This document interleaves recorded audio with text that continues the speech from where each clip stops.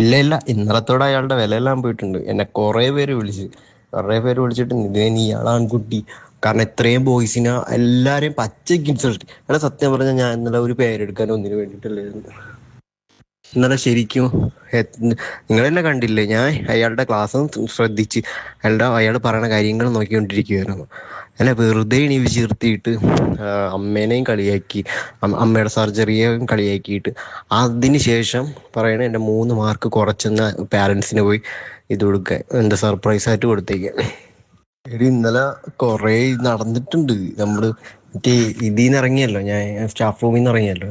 അതിനുശേഷം എൻ്റെ അടുത്ത് പറഞ്ഞു യു ആർ ഇഡിയറ്റ് എന്ന് പറഞ്ഞു. ഞാൻ സെയിം ടു യു എന്ന് പറഞ്ഞു, ഒത്തുക്കി തന്നെ പറഞ്ഞു.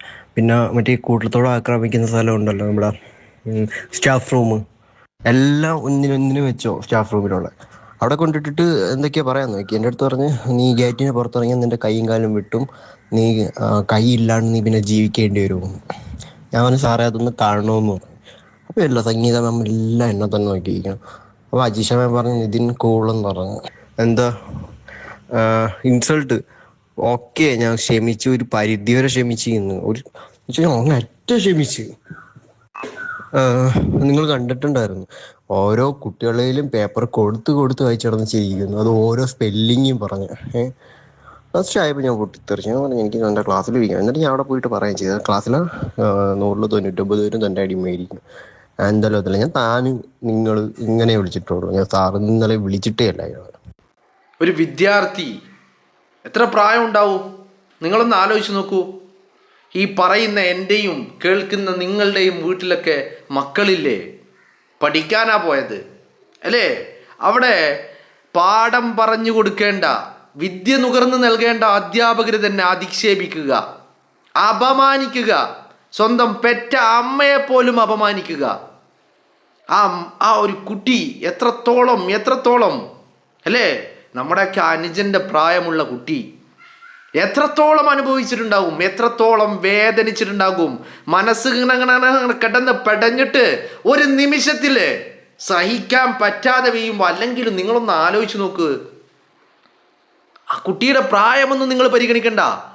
ആർക്കാ സഹിക്കാൻ പറ്റുക? നിങ്ങൾക്ക് സഹിക്കാൻ പറ്റുമോ? എനിക്ക് സഹിക്കാൻ പറ്റുമോ? ഇത്രയേറൊക്കെ അപമാനിക്കപ്പെട്ട് കഴിഞ്ഞാൽ നമ്മുടെ കയ്യിൽ നിന്ന് പോകില്ലേ നമ്മളെ മനസ്സ് അല്ലേ? നമ്മുടെ നാട്ടിലെ കലാലയങ്ങളിൽ വിദ്യ പകർന്നു നൽകേണ്ട അധ്യാപകരെന്ന് പറയപ്പെടുന്ന ആളുകൾ, നോ, ഒരിക്കലും ഞാൻ ഇവറ്റകളെയൊന്നും അധ്യാപകരെന്ന് വിളിക്കില്ല. കാരണം നമ്മളും കുറേ അധ്യാപകരെ കണ്ടിട്ടുണ്ട്, ചേർത്ത് നിർത്തി, വാത്സല്യത്തോടെ ചേർത്ത് നിർത്തി നമുക്ക് വിദ്യ നുകർന്നു തന്ന അധ്യാപകർ അല്ലേ? ജീവിതത്തിൽ പലപ്പോഴും ടേണിംഗ് പോയിന്റുകളായി മാറിയ അധ്യാപകർ ഉണ്ടായിട്ടില്ലേ? ടേണിംഗ് പോയിന്റുകൾ നമ്മുടെ ജീവിതത്തിൻ്റെ, ഒന്ന് ഇരുന്ന് ആലോചിച്ച് നോക്കൂ. പറയുന്ന എനിക്ക് അനുഭവം, കേൾക്കുന്ന നിങ്ങൾക്കും ഉണ്ടാകും അനുഭവം. നിങ്ങളുടെ ജീവിതത്തിൻ്റെ ടേണിംഗ് പോയിന്റായ അധ്യാപകർ നിങ്ങളുടെ ജീവിതത്തിൽ ഉണ്ടായില്ലേ? പക്ഷേ നിതിൻ എന്ന് പറയുന്ന ആ ഒരു മെഡിക്കൽ വിദ്യാർത്ഥിയുടെ ജീവിതത്തിലും ടേണിംഗ് പോയിന്റ് ആയത് അധ്യാപകരാ. പക്ഷേ അത് വല്ലാത്തൊരു ടേണിംഗ് പോയിന്റ് ആയിപ്പോയി അല്ലേ? ആ വിദ്യാർത്ഥി, ഒരു എത്ര മനസ്സ് ഇങ്ങനെ എത്ര സഹിച്ചിട്ടുണ്ടാവും നിങ്ങളൊന്ന് ആലോചിച്ച് നോക്കി. എത്രമാത്രം അനുഭവിച്ചിട്ടുണ്ടാകും. അവസാന നിമിഷത്തിൽ കൈവിട്ടു പോകുകയാണല്ലോ അല്ലേ? ഇത്തരക്കാരെ നിയമത്തിന് മുന്നിൽ കൊണ്ടുവരണമെന്നൊന്നും ഞാൻ പറയില്ല.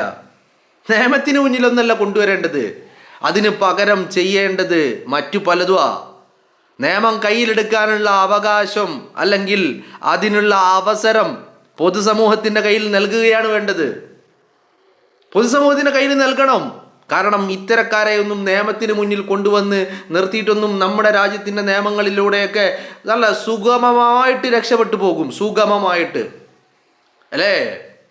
നിങ്ങൾ ഓർക്കുന്നില്ലേ, പൂക്കോട് വെറ്റിനറി കോളേജിലെ സിദ്ധാർത്ഥ് എന്ന് പറയുന്ന വിദ്യാർത്ഥി, ആ സിദ്ധാർത്ഥിൻ്റെ അമ്മ ഇന്ന് നിതിൻ്റെ വീട്ടിലെത്തിയിട്ടുണ്ട്. ചങ്ക് പിടഞ്ഞുകൊണ്ട് മറ്റൊരമ്മ അവിടെ. സഹിക്കാൻ വയ്യോ? നമുക്ക് ആർക്കെങ്കിലും സഹിക്കാൻ വയ്യ? കണ്ടു നിൽക്കാൻ പറ്റുന്നില്ല ആ നിലവിളികൾ അല്ലേ? നമ്മളും ഇതുപോലെ പല അമ്മമാരുടെയും വയറ്റിൽ നിന്ന് വന്നവരല്ലേ? സഹിക്കാൻ പറ്റുന്നുണ്ടോ? നിങ്ങളൊന്ന് ആലോചിച്ച് നോക്കൂ. അപ്പോൾ ഈ പറയുന്ന അധ്യാപകരെന്ന് പറയുന്ന ആളുകൾ ഇത് അധ്യാപകരോ ഗുണ്ടകളോ എന്നൊന്നും ഞാൻ പറയുന്നില്ല. അധ്യാപകർ സോ കോൾഡ് ടീച്ചേഴ്സാണ്. അധ്യാപകരെന്നൊന്നും നമുക്ക് ഇവരെ വിളിക്കാൻ പറ്റൂല. നല്ല ഒന്നാം തരം ക്രിമിനലുകള്, ജാതി വെറി പൂണ്ട ക്രിമിനലുകള് അല്ലേ? ഡോക്ടർ റാമും ഡോക്ടർ സംഗീത നമ്പ്യാരും. ഇപ്പൊ നമ്മളെല്ലാവരും സോഷ്യൽ മീഡിയയിൽ ഇങ്ങനെ വലിയ ലഹളയുണ്ടാക്കിക്കൊണ്ടിരിക്കുക. എന്താ നമ്മളുടെ എല്ലാ ആവശ്യം? നീതി വേണം. കിട്ടുമോ നീതി? കിട്ടുമോ? ഇപ്പൊ വർഷങ്ങളായില്ലേ സിദ്ധാർത്ഥ് എന്ന് പറയുന്ന ഇതേ പൂക്കോട് വെറ്റിനറി കോളേജിലെ വിദ്യാർത്ഥിയായിരുന്ന നിതിൻ്റെ മരണം കഴിഞ്ഞിട്ട് നീതി കിട്ടിയോ? നീതി കിട്ടിയോ? എവിടെ വരെ എത്തി?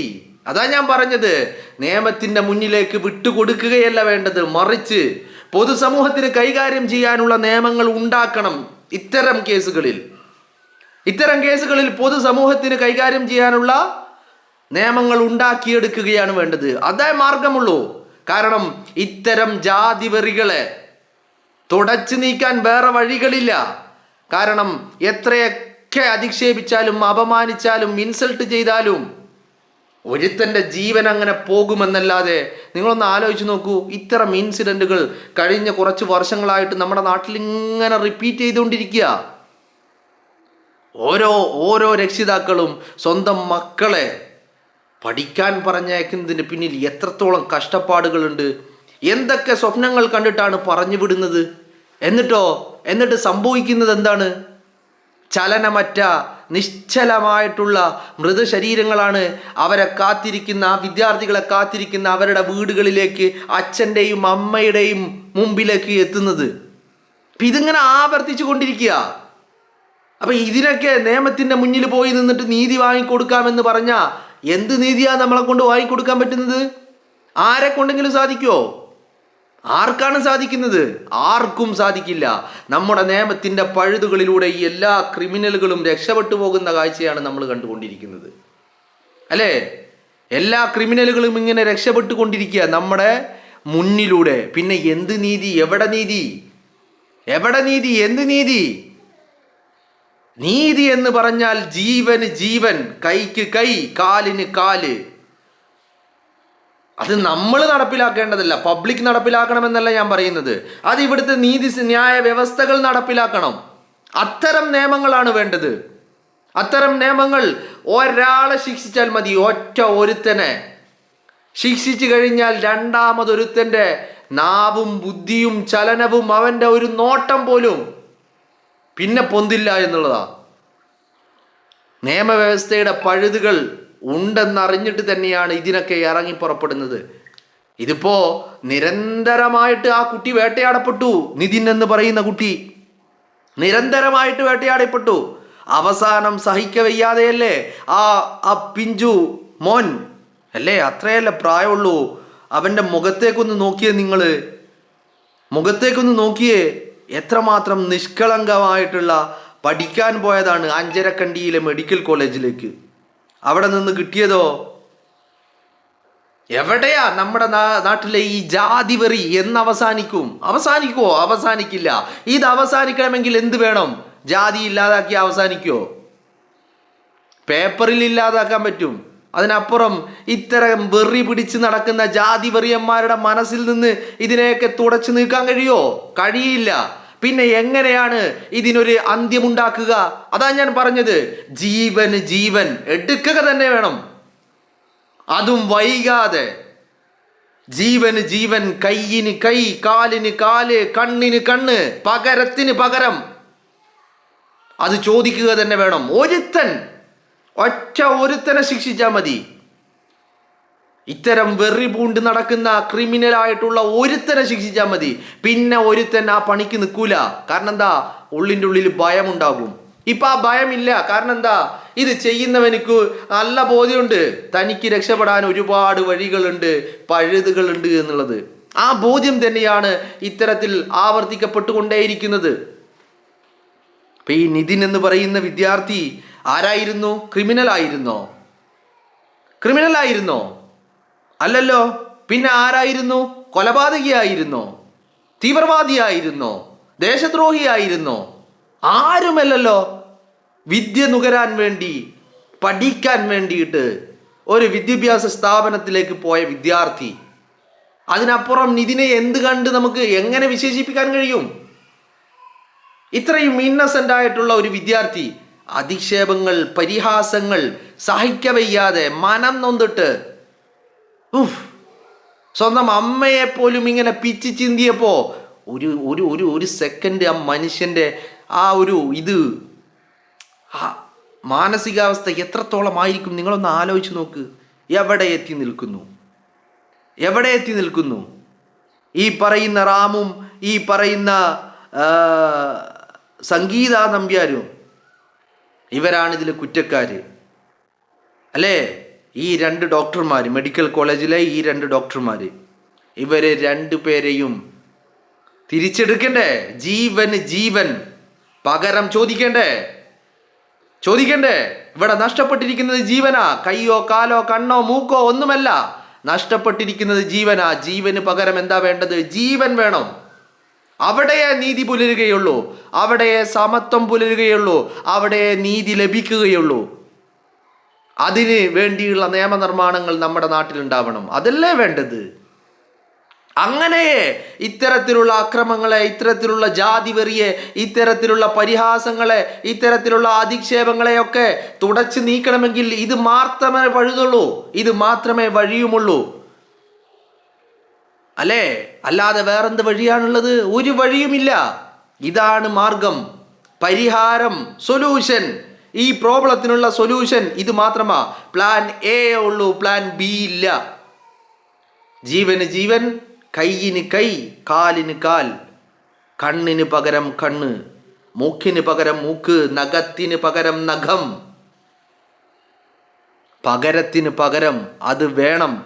അതുണ്ടായാലേ ഇത്തരം ക്രിമിനലുകളെ പൂട്ടാൻ കഴിയുകയുള്ളൂ. അല്ലാതെ നിലവിലുള്ള നമ്മുടെ രാജ്യത്തിൻ്റെ നിയമങ്ങൾ വെച്ചിട്ട് ഒരുത്തനെയും ചുക്കും ചെയ്യാൻ കഴിയില്ല. എല്ലാവരും രക്ഷപ്പെടും. വളരെ കൃത്യമായി പഴുതുകളിലൂടെ രക്ഷപ്പെടുത്താൻ ആളുകൾ ഇഷ്ടം പോലെ ഉണ്ട്.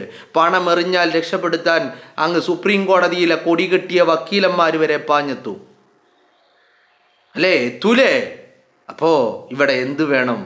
നിതിൻ രാജിന് നീതി വേണമെന്ന് നമ്മൾ വായട്ടലക്കുമ്പോ എങ്ങനെ നീതി കിട്ടും? കിട്ടുമോ നീതി? കിട്ടൂലടോ.